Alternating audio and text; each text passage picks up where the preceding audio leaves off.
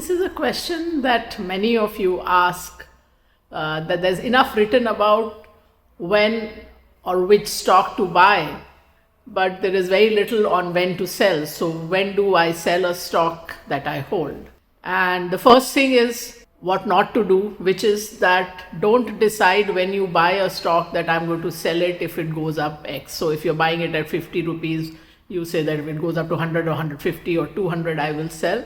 Don't do that, because that way you will miss out on the multi-baggers. When you are buying a portfolio of 20 or 25 or 30 stocks, you don't know which of them is going to be a multi-bagger, but you hope and expect that maybe one, maybe two, maybe three of them might be multi-baggers. That you do not know in advance. So let your profits run.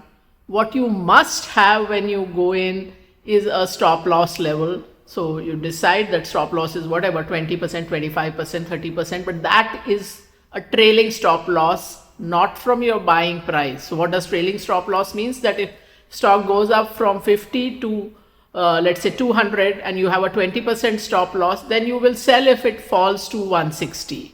You won't wait till it falls to 40 rupees, which is the 20% from your buying price. So if it falls from 200 to 160, you sell. You might at a later stage even go back into that stock at a lower price or even at a higher price, but that's a discussion for another time.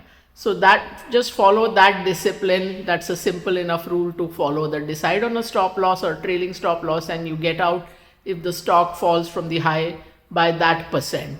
The exception to this rule is that when a stock becomes an outsized part of your portfolio, if a single stock becomes 40, 50, 70% of your portfolio, then you might want to trim it a bit just so that you don't have such an outsized risk to a single stock.